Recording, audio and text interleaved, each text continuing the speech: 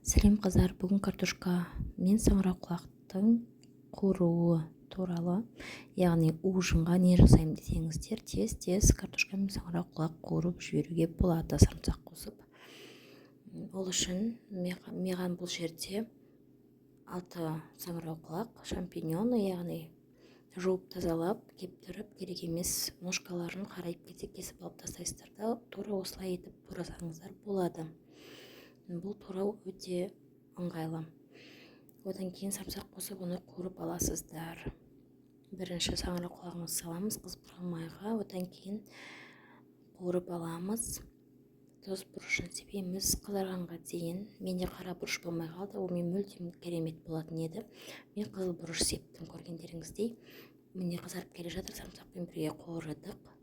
Дайын болғаннан кейін бөлек ыдысқа салып аласыздар. Кейін басқа ыдысқа картошканы қуырасыздар, қызарғанға дейін дайын болу деген кезде саңырауқұлақтарымызды саламыз да 15 минутта тағы да дайын болғанға дейін қуырамыз. Ас болсын.